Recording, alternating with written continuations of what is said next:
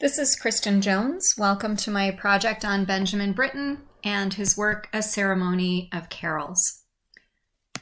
The English composer, pianist, and conductor Edward Benjamin Britten, Lord Britten of Aldeburgh, was born on November 22nd, 1913 in Lowestoft, Suffolk. His mother was an amateur singer and a piano teacher, and his father was the town dentist. He and his three older siblings, Barbara, Bobby, and Beth, were part of a very close family, and his parents died when he was relatively young. His father was when he was 21, and his mother when Benjamin was 24. You can see on this timeline slide that many major world events occurred during Britten's lifetime, and I've highlighted these in black. These events had a huge impact on the person and composer that Britten would become. While at school, Benji, as he was known, showed great interest in composition and great talent as a pianist. He won a scholarship to the Royal College of Music and studied there from 1930 to 1933. He studied composition with John Ireland and piano with Arthur Benjamin and won several prizes for composition, but in general, he found the atmosphere there unfriendly. In particular, he resented the school officials' refusals to let him study in Vienna with Alban Berg.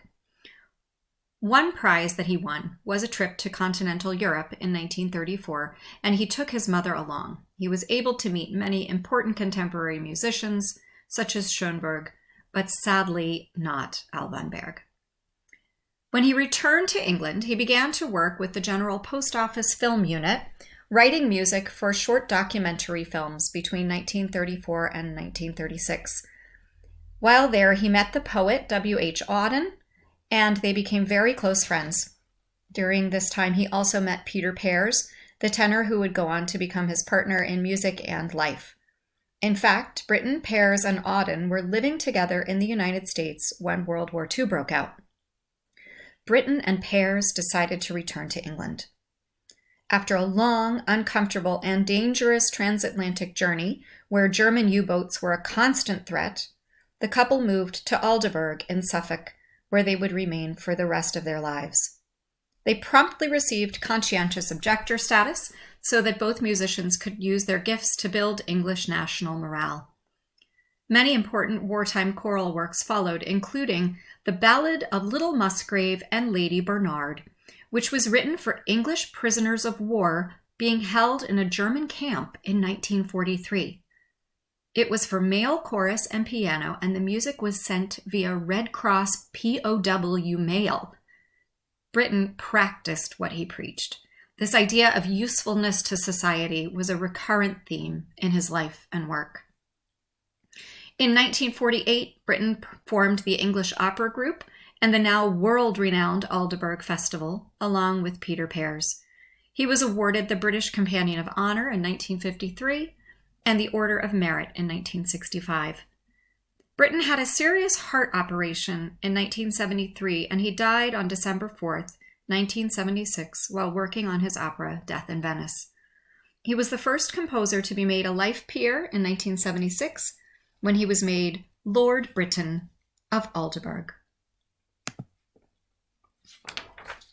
Britten was known primarily as a vocal composer.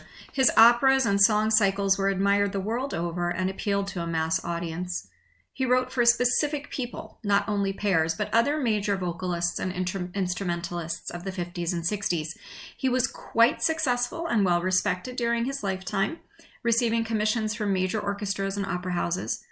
Like the English composers Perry, Vaughan Williams, and Holst, he was intensely interested in the work of amateur musicians and children.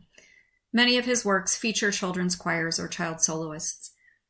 He was interested in themes of innocence, innocence destroyed, persecution of the outsider, and cruelty.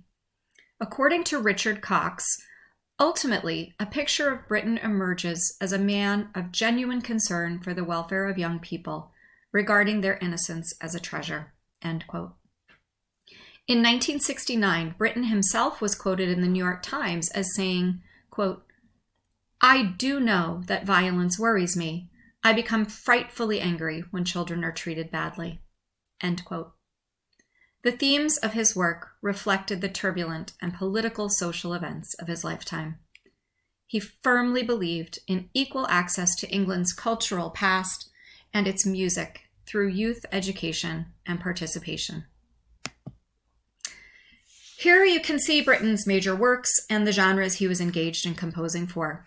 His works were both sacred and secular, and he consistently dealt with the major themes and questions of human nature that concerned him. He challenged English choral traditions, along with artistic, aesthetic, political, and religious dogma in his works.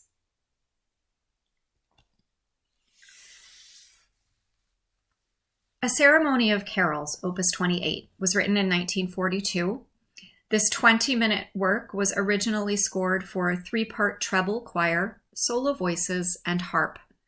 It was written during Britten and Pear's dangerous sea journey from the US to England, and the Englishness of this piece is inescapable. The book of Middle English poems that inspired Britten to write it was purchased at a port of call stop at the beginning of their sea journey, and it occupied Britten during the month-long voyage home. It consists of 9 carols with a harp interlude and is framed with a processional and recessional of Latin plain song, Hodie Christus natus est. This chant in the Lydian mode is meant to be performed out of time with emphasis on the text, and it creates magical bookends to this work of carols. Number 6 from the ceremony is This Little Babe. The piece's title belies its actual subject matter. It sits in stark contrast to the rest of the work, depicting a fiery battle between Satan and the baby Jesus. The military rhythms, energy, and drama of the text make it a hugely exciting moment in the piece. One can imagine Britten reading this poem and thinking of nothing other than the battle raging at home, the one he was heading directly and intentionally into. Looking at the musical excerpt shown here, one can see the simplicity and singability of the melody, which is typical of Britten. He uses syncopation with accents on the second and then also on the second and third beats, and he introduces canon along with a different rhythmic pulse in the harp accompaniment to create a sense of chaos, intensity, and drama in this movement, which ends in a homophonic, victorious A major.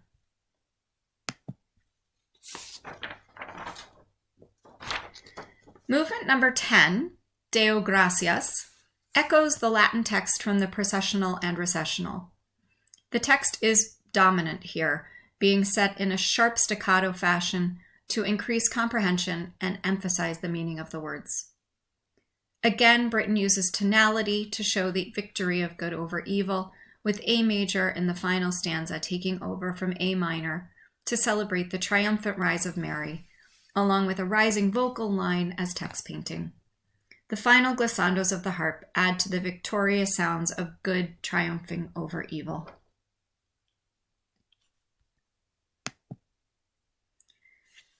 Many elements of Britten's compositional style were consistent and instantly recognizable throughout his career. He wrote singable, memorable melodies which could be accessed by amateurs as well as professionals. He was a tonally conservative composer, a marked contrast to many of his contemporaries, but he was consistently creative and original, and he used a clear 20th century harmonic language. His work seems to have inbuilt momentum. He chose high-quality texts, his vocal lines are predominant, and texture would vary greatly depending on the work. There's a consistent balance between repetition and variation in his forms, and his focus on universal themes and the participation of children in his works are remarkable elements of his compositions. I've linked 2 very different performances of Ceremony of Carols here. The first is the Ceremony of Carols performance conducted by Britten himself, so one must imagine that many elements of the performance are close to what he would have preferred.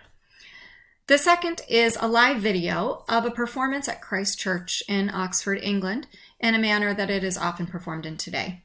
I hope you enjoy both of these very different recordings. I can also highly recommend Britten's Spotify channel of Benjamin Britten if you are interested in other works by Britten. In summary, Britten was one of England's greatest composers. He single-handedly built a tradition of English opera and reinvigorated English choral music in the 20th century. He wrote music for and about English people and small-town English life, but the overarching themes of his music speak to us all. He focused on themes and causes that had meaning to him: pacifism, anti-violence, childhood and innocence, and the outsider in society. I hope you enjoyed my presentation on Benjamin Britten. Thank you very much.